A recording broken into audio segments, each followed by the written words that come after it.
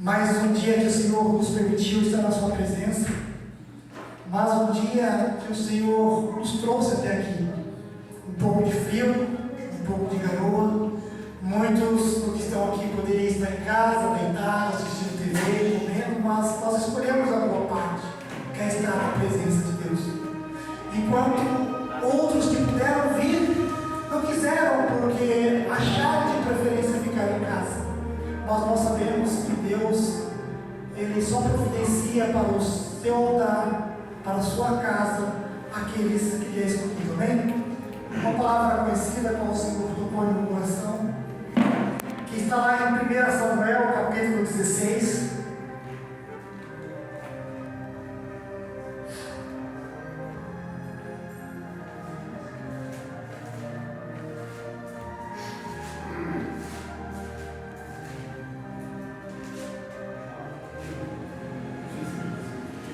Samuel, capítulo 16.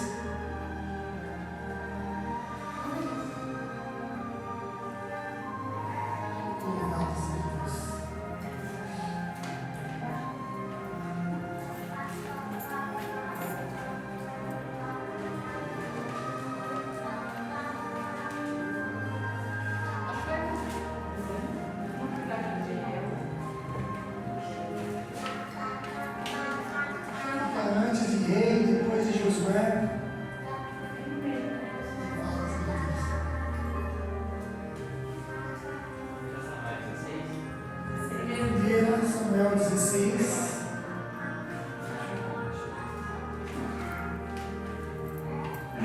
Amém? Versículo 10. Que diz assim: para o 11. Disse mais Samuel a Jessé: acabaram-se os jovens, e disse: ainda falta o menor, eis que apacenta as ovelhas. Disse, pois, Samuel a Jessé: envia e manda-o chamar, porquanto não nos sentaremos em roda da mesa até que ele venha. Amém? Somente esse versículo. Pode se sentar. Louvado seja Deus. Nós sabemos que Deus é misericordioso na nossa vida e para a vida do seu povo. Que mesmo o povo dando falho, mesmo o povo dando errado, mesmo o povo não tendo propósito, mas não tendo meios de vencer, o Senhor sempre envia alguém para ajudar a direcionar e a lutar junto. O povo pode até ter um propósito, o povo pode até ter a ferramenta e as armas para lutar, mas se não tiver na presença de Deus, a confirmação de Deus e a autorização de Deus para lutar, nenhuma batalha ela é ganha. Nós vemos que o povo de Israel antigamente estava assim. Por mais que tivesse um líder, por mais que tivesse um rei, tivesse todas as ferramentas, todas as armas, por mais que fosse até numeroso e fosse um povo que tivesse conquistado muitas batalhas e muitas coisas ao longo dos anos, o povo estava acolhido, amedrontado, num campo de batalha por causa de um homem, um único homem, que ficava gritando: ei, não tem ninguém que vai vir lutar? Estão com medo? Se acovardaram? Cadê vocês? Ao longo dos anos nós passamos por situações parecidas. Nós estamos na presença de Deus, cheio do vigor, cheio da autoridade, porque saímos de um mundo cheio de pecado, do lodo, das humilhações, e vamos para a presença de Deus e nos colocamos numa situação de humilhação, onde dizemos: Senhor, muda a minha vida, muda a minha história. O Senhor começa a usar vasos, começa a usar pastores, pastoras, missionários, obreiros, e o Senhor começa a levantar-nos de uma maneira surpreendente, a qual as pessoas estão do lado de fora não conseguem ver ou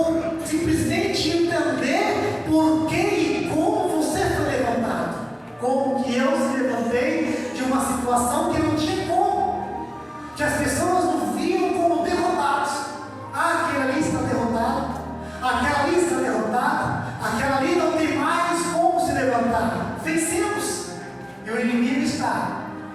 Venci, consegui derrotar. Mas como o Senhor diz, ei, ainda há esperança. Ainda tem uma maneira de se levantar. Ainda tem uma maneira de você ser vitorioso. E aí, vamos para a presença de Deus. Lá nós somos acolhidos na casa de Deus. Nós somos abraçados, mesmo não sendo reconhecidos ou conhecidos pelo mundo. O pastor, a missionária, a pastora nos acolhe. Fala, vem cá, o que está acontecendo? Eu vou orar por você. Eu vou jejuar por você. Me conta que eu vou entrar nessa guerra, nessa batalha junto com você. E aí começa uma batalha no reino espiritual, a qual ela se propôs pegar a sua luta aonde nem você e eu, mas queríamos lutar.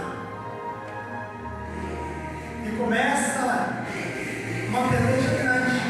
E aos poucos nós vamos se levantando, vamos orando, vamos jejuando, vamos buscando, vamos caminhando. E aí nos fortalecemos de uma tal maneira que falamos, consegui me levantar. Só que daí muitos esquecem de onde veio, como chegou ou por que chegou.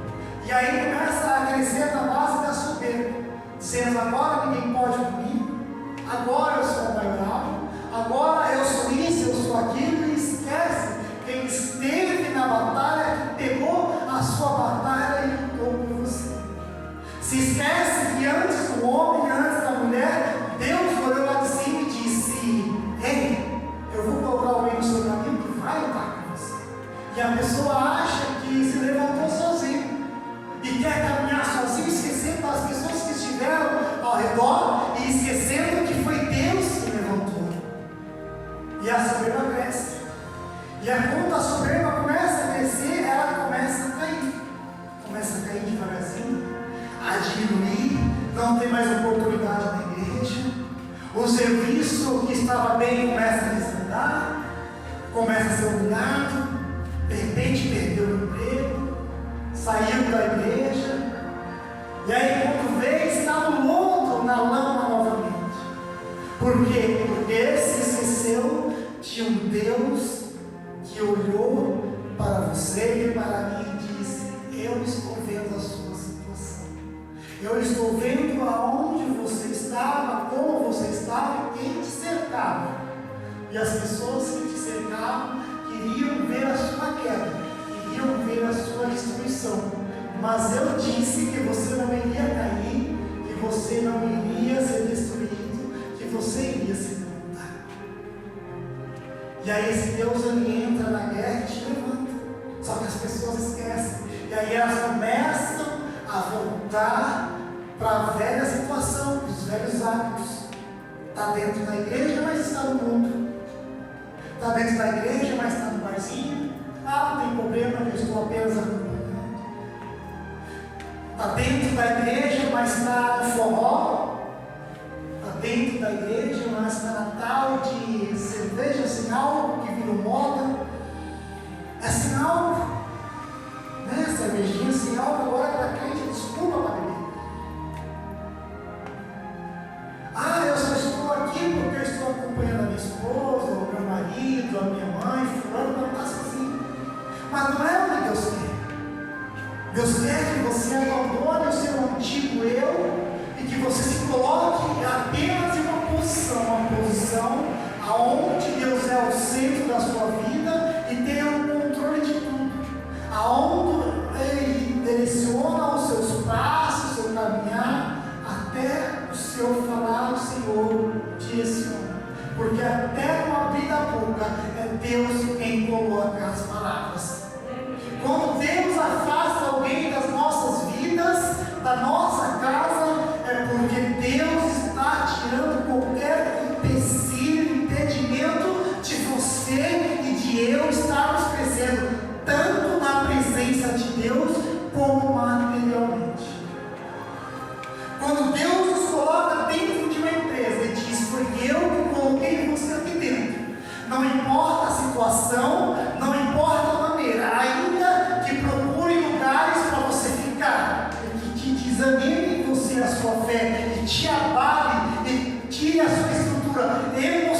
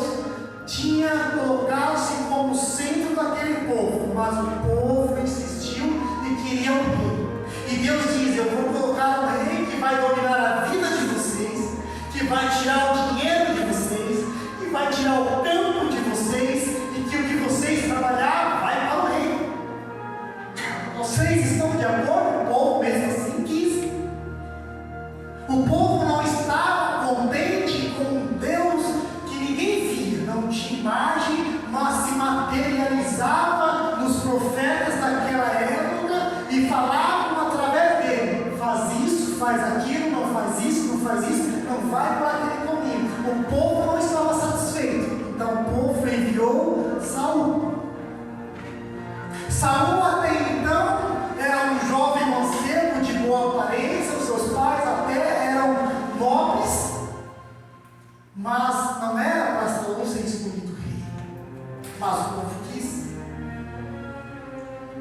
Saul começa a dominar sobre aquele povo, o povo se agrada, Saul está fazendo a vontade de Deus, o povo prospera, Saul está na posição de Deus, o povo é vitorioso na batalha.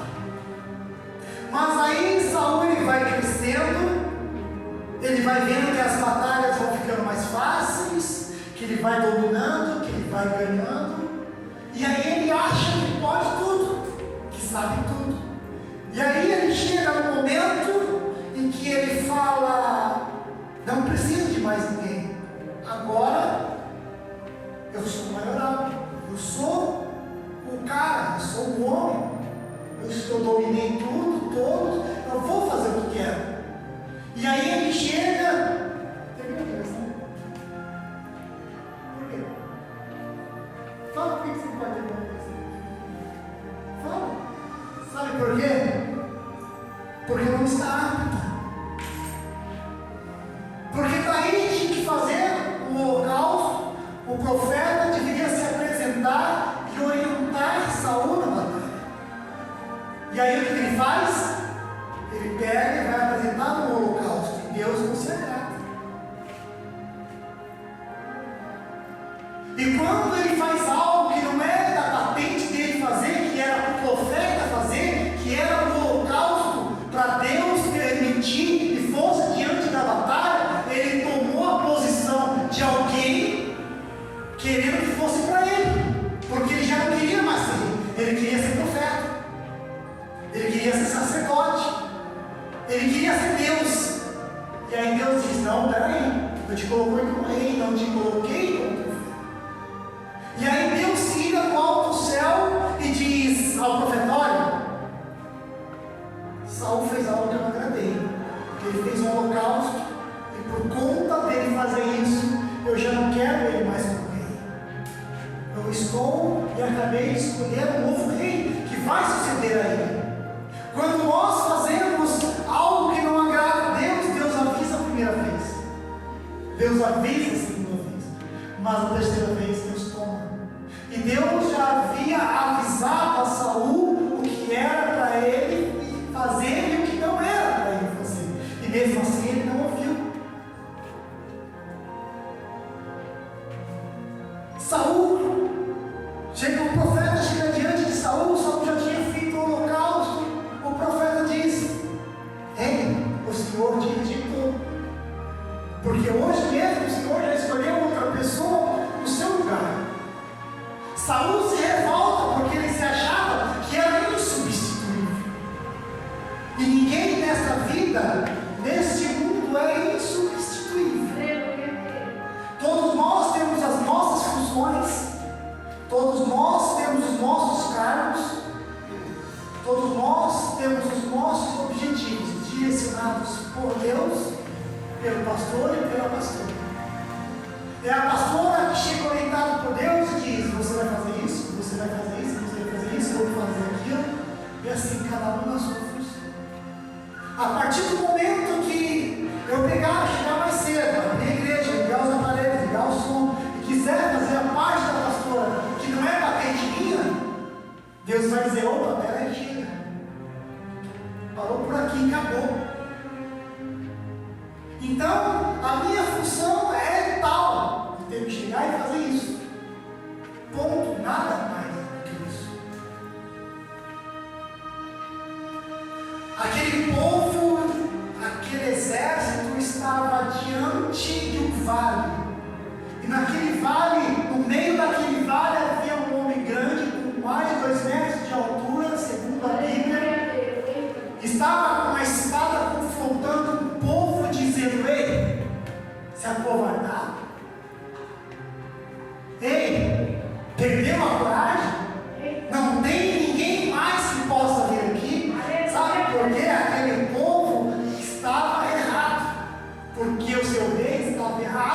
direcionando o povo no lugar errado.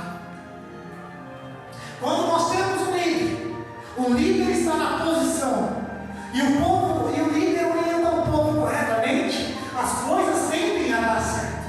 Mas quando o líder está no cargo, faz as coisas erradas e orienta o povo de maneira errada, então tudo vai dar errado, porque Deus não habita no meio do erro. Deus te chama de errado, cheio de pecado, cheio de erro, mas Ele diz: eu te chamei, te escolhi, te trouxe do jeito que você está, porém do jeito que você está não é para você continuar.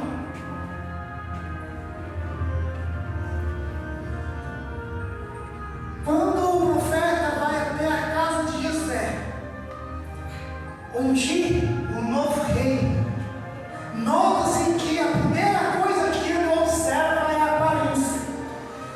Ele observa aqueles homens grandes, fortes, bem apessoados, bonitos, de boa presença, que qualquer mulher daquela época queria tomar como esposo. Você já viu uma loira alta, forte, bonita, dos olhos verdes, de olhos azuis, olhar para um homem feio e dizer: eu vou casar com ele? Lógico que não. Ela vai olhar para um homem bonito, forte, de boa presença e vai dizer: eu vou casar com ele. Mas aquele homem feio, que todos olham para ele e dizem: você é feio, vai conseguir coisa melhor. Se ele olhar, ele dizer: eu vou casar com ela, e dizer: Senhor, eu quero casar com ela. O Senhor é misericordioso, e o Senhor pode dar como esposa. Sabe por quê? Porque o Senhor escolhe as coisas loucas dessa terra para confundir as coisas sãs. Deus escolhe os pequenos dessa terra para confundir os grandes dessa terra. Deus pega aqueles que ninguém dá nada para confundir aqueles que têm tudo e aqueles que as pessoas depositam nas coisas. O profeta, ele olha para aqueles homens e diz: deve ser desses, né? Não é possível. E aí começa a se apresentar diante do profeta. E aí Deus diz: não. Quando o profeta ouve o primeiro não, ele até fica indignado ou perplexo, ou ele olha assim e fala assim: como é que pode Deus não escolher um homem bonito desse? Como é que pode Deus não escolher um homem forte desse? Como é que pode Deus não escolher um homem com boa presença, uma fala tão grossa que nem ele? Muita gente critica a minha voz, diz que eu tenho uma voz fina, uma voz feia, mas não liga.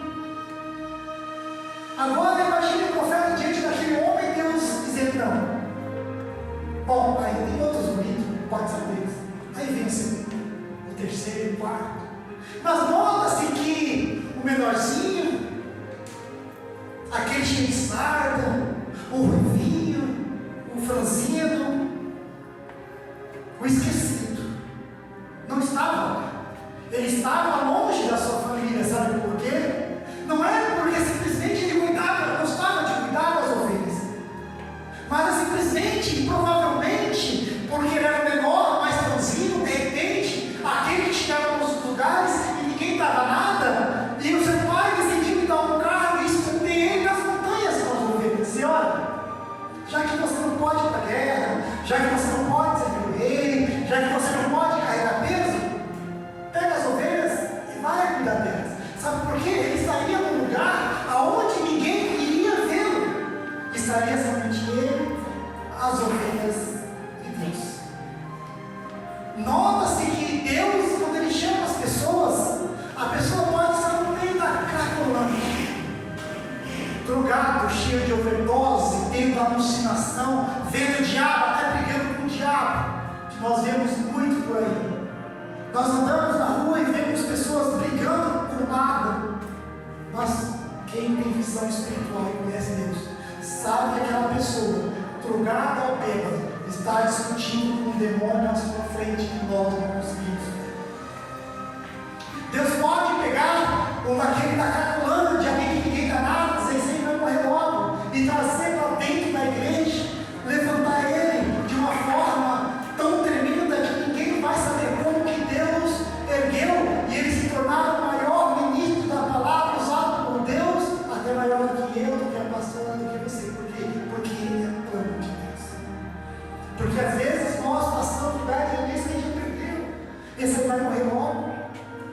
Mas quem somos nós para dizer que uma pessoa vai morrer porque está alcoolizada, está drogada, sendo que Deus tem um plano, um propósito e já tem determinado o tempo de cada um na sua vida.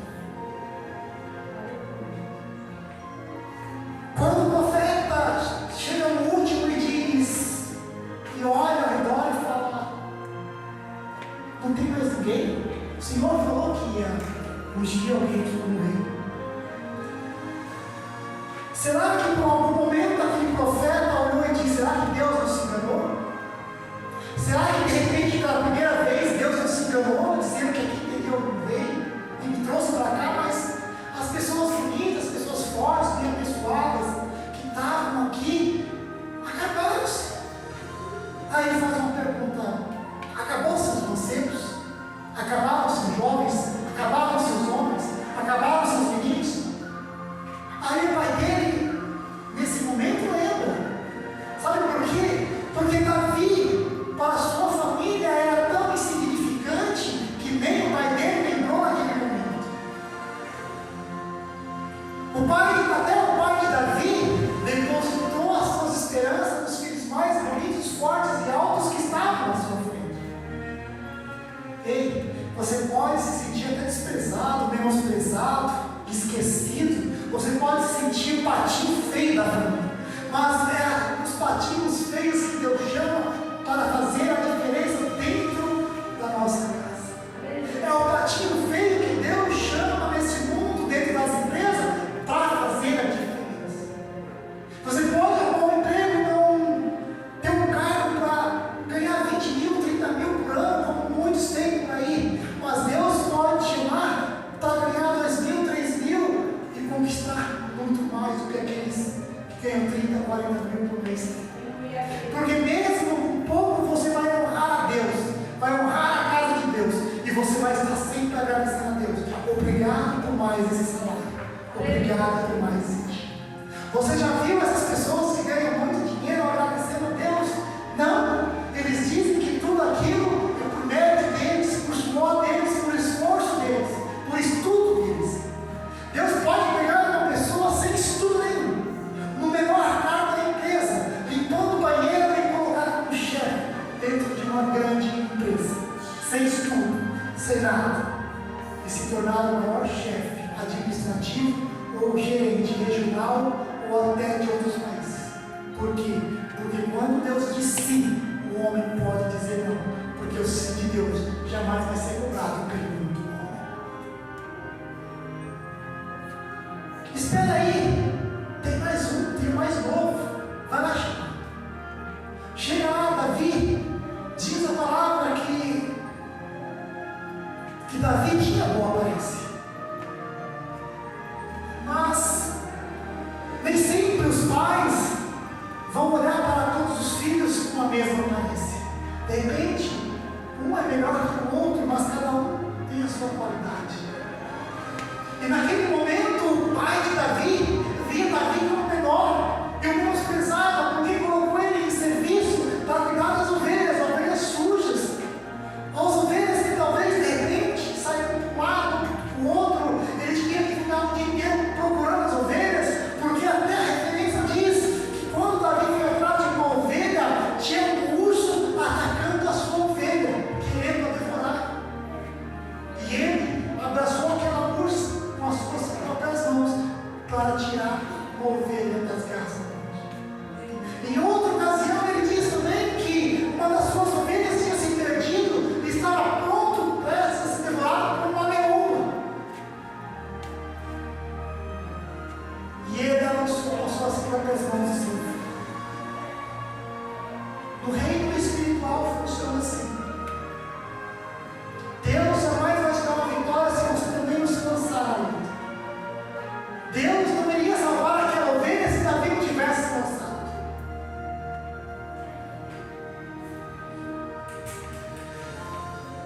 Chega Davi, de repente sujo, fedendo a ovelha, de repente com gramas nas suas roupas, com as suas mãos sujas, de repente o seu rosto estava com um pouco de sujeira, suado. O profeta olha para ele, de repente, até ele por dentro não deve se questionar. Esse aí, não, Deus vai dizer não. Mas no momento que ele entra na casa, que o profeta lhe via fitar os olhos, e que talvez o próprio profeta teria lhe renegado, Deus lá do lado do céu e disse: pode ungir, que é esse que Deus escolhido. Pode ver que de repente, na hora, os seus irmãos ficaram revoltados.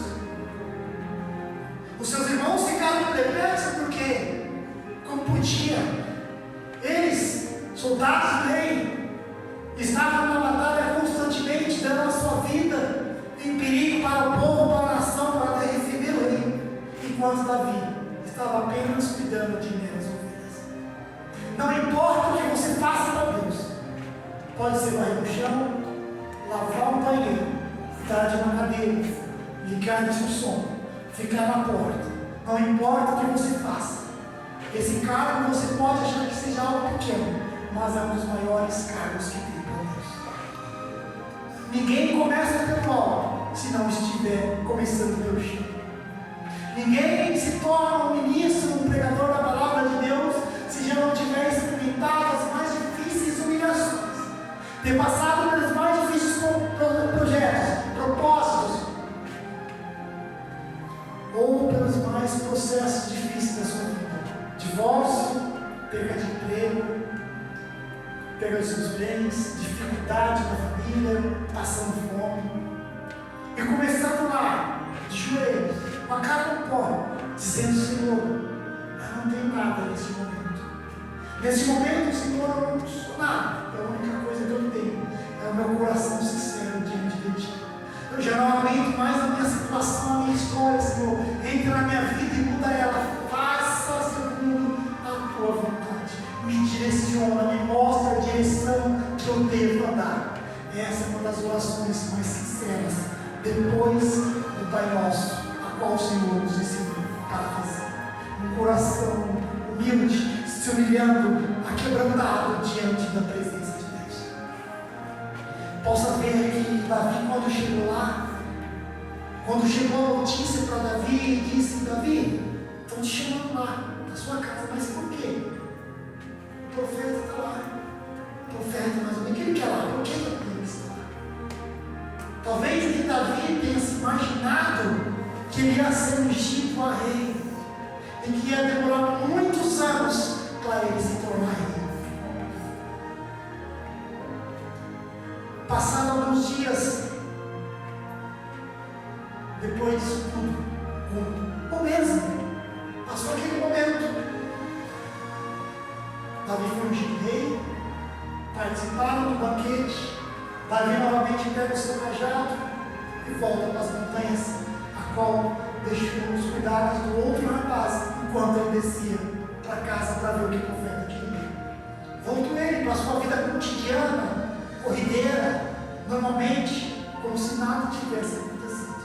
Mas ele continuou, da maneira que ele estava, ele continuou, louvando a Deus, agradecendo a Deus, cuidando das ovelhas, enquanto os seus irmãos destilavam ódio pelo seu lugar. Porque quando Deus te resgata, quando Deus me resgata, as pessoas que deram por certo a nossa morte, deram por certo a nossa derrota, e que nos olharam uma situação lá em cima, uma situação melhor, sorrindo, agradecendo a Deus, e agradecendo a Deus pelo emprego, por mais